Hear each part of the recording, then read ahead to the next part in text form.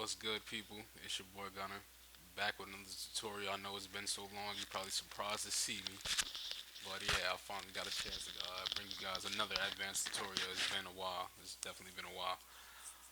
But I still haven't got my computer back yet, so I still don't have my main game I was using to show you guys tutorials. But I've been working on some of these past couple days. That basically is a good alternative for what I'm want to show you guys, anyways. Some of you may already know this by now. Some of you should already know this by now. But hey, if you don't, you learn something new every day. So what we have here is a little drinking bar I've gone and customized off of a regular drinking bar. It was the sample map, and I just put my own little touch on it. This game I'm making is called the Bounty, and it's not a rated E game.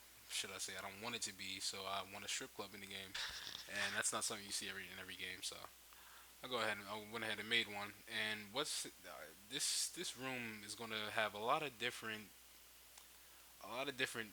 techniques. Should I say? I want to show you. I don't even want to call it techniques, but cutscenes wise, just have a look. Just have a look. I do want to call it techniques though. Techniques. Just watch.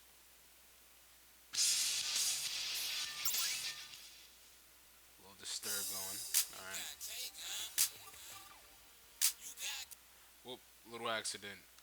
I was trying to make a video before I made this video, but it didn't come out right after I tested it. So yeah, I'll tell you why transparent on was on later on.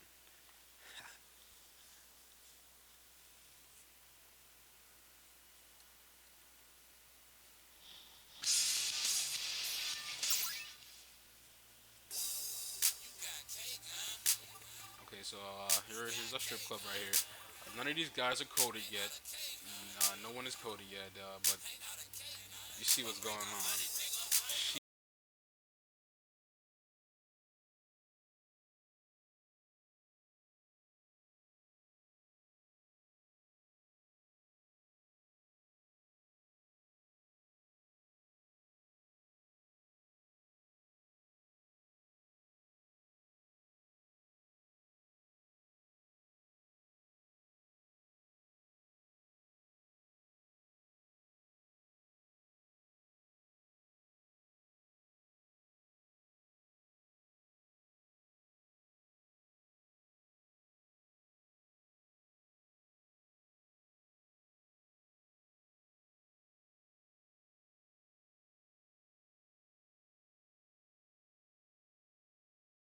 He will also be coded later.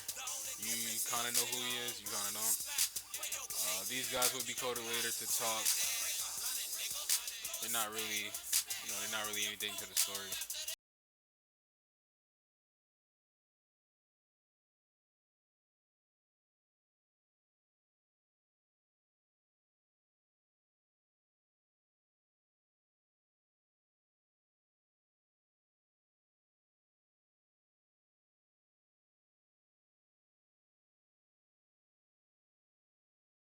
So basically, that's my little strip club I've decided to go through. But what I meant by techniques is I want, like, when you build your map, when you build your worlds on this game, you have like shops and stuff you can enter. Make it look lively. You can see that I got the music playing in the back. I got it's moving characters on field where it makes me feel like the stage, the area that I am in, is alive. All right, but now to get down to business, what I meant about the advanced cutscenes, I want to show you guys now. Um, it's not too advanced. It can get way more in depth than this. I'm telling you guys, it can get way more in depth, and I will definitely get into that in part two. Now, why I'm putting transparent on is I want my main character to act as a camera instead of my main character for this intro cutscene. This is basically the intro to my game. So just enjoy the cutscene, and I'll get into everything afterwards.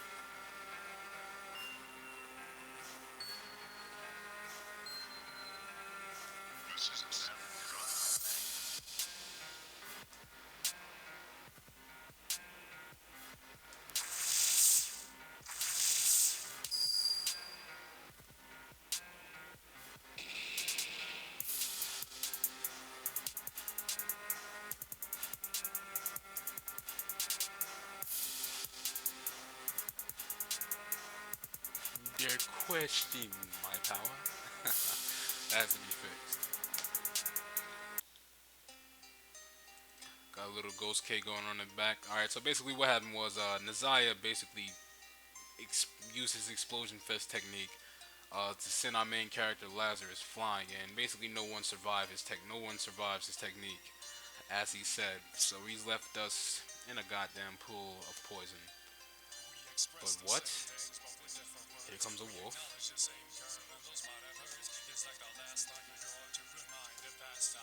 We have the wolf drag our main character off the screen. That's something I want to show you guys. Alright.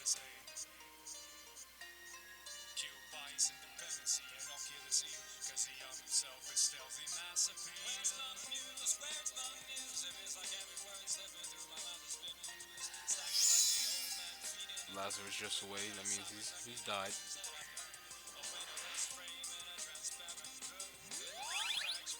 And now, as you can see, we have a new Lazarus. What happened was, as you can, the wolf used a spell to take Lazarus' spirit out of his body and combined it with his own. That's why he looks more wolfy like now.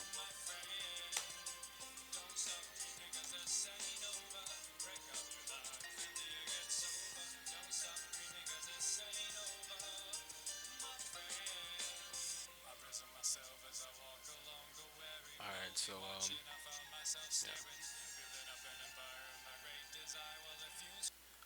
all right, so basically that was our little intro cutscene before we get to play the game. I'm just gonna fix something up real quick before I get into how this all happened. Uh, let's see.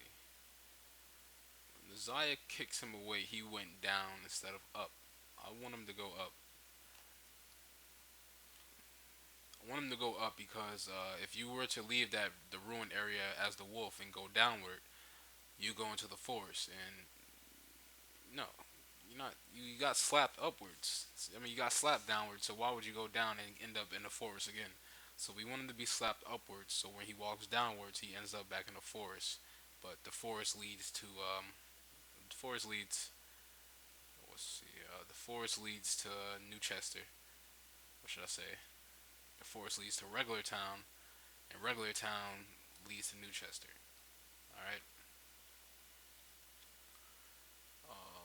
I'm not quite sure. I think I put the guy you're supposed to meet, Bo. If you guys were reading the cutscene, I'm gonna put Bo here, and that's where you're gonna speak to him at once you get to this little city. But back to the cutscene.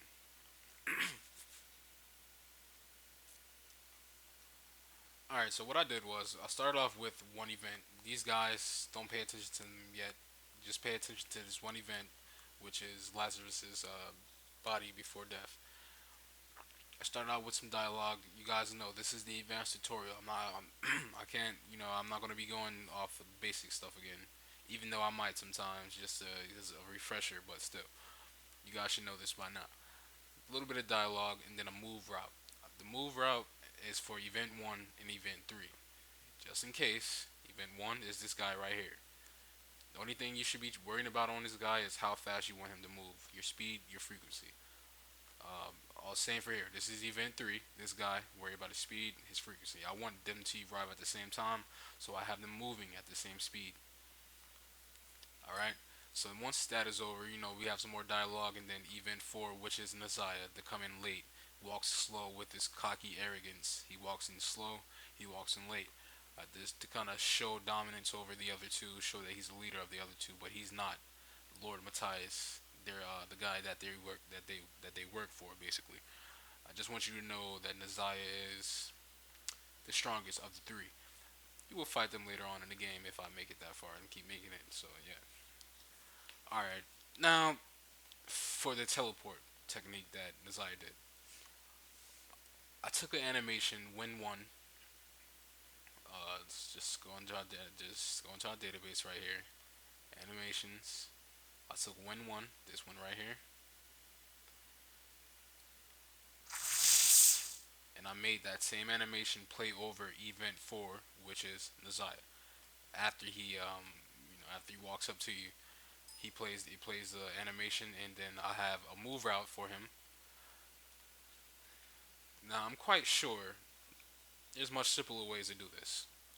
I will show you the simpler way in part two, but for now I'm going to show you the way most people would probably think if they were to just attempt this on the first go around. So what I did for Nazai, I gave him another move route, and I changed his speed all the way up to the highest possible. So and I made him transparent on, so it can seem like after the animation he teleports. Well, his body disappears after the animation, so it can seem like he's teleported. And we can make it much faster with the simpler way I'll show you in part two. But just for now, we have him go. We have him move right down, right again, another right, move up, turn left, and transparent off, which has him. Wait. I think he moves in right up to here. So if you follow my mouse, he does this path basically, and ends up right here. We use the turn left. Wait, just go into this again. We use the turn left to not make him move left, but just look left, so the cutscene doesn't get fucked. Because if he runs into something, the cutscene will get fucked. So you don't want that. We have him go there. We also for the we make the transparent off with along with another animation to symbolize the teleport technique. And then we have a neutral one, which is the small explosion you saw, the glowing light, which is basically the start up of his explosion fist technique. And then we have the explosion, which sent our main character Lazarus off the screen. We gave Lazarus another move, well, his first move route, which is jump -20 to make him jump upward, like he's being sent away. You don't really have to worry about turn right, turn up. I just did that to make it seem a little bit more fluent, but I think I'm about to make the turn right go away. Matter of fact, I did it wrong. So we're gonna take this jump, we're gonna cut it out, paste it, make him turn right just as Nazai is about to hit him. Get slapped, turn up. There we go.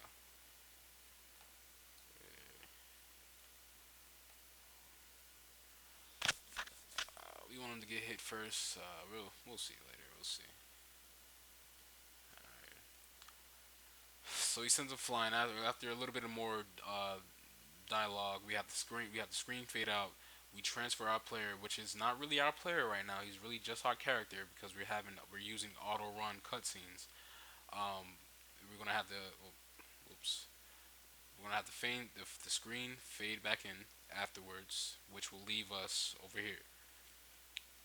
Now we have another Lazarus before death. Is once again our only event we're using to make this cutscene happen. Later on, you will learn more, guaranteed.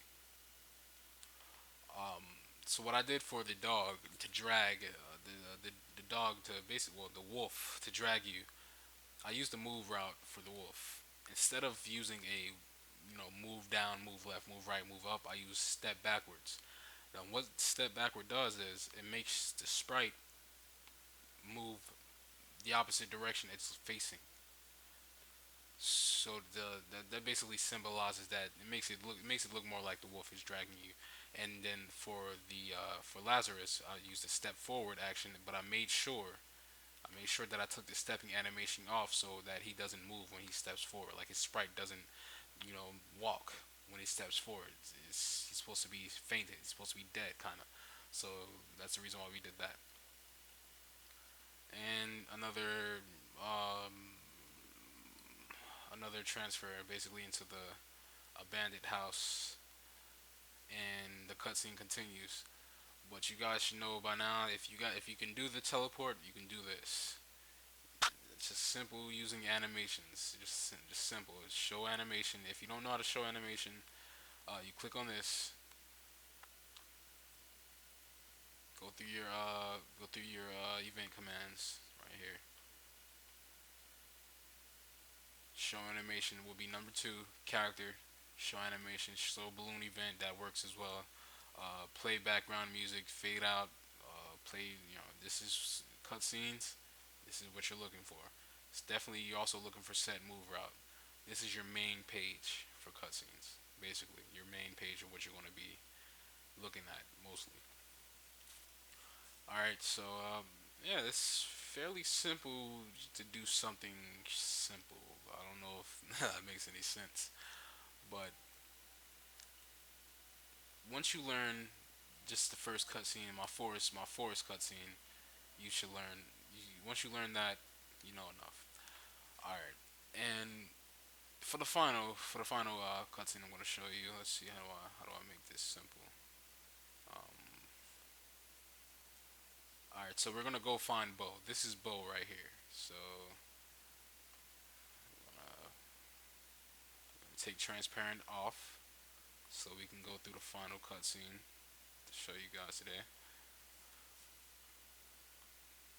Put our character back inside the drinking bar,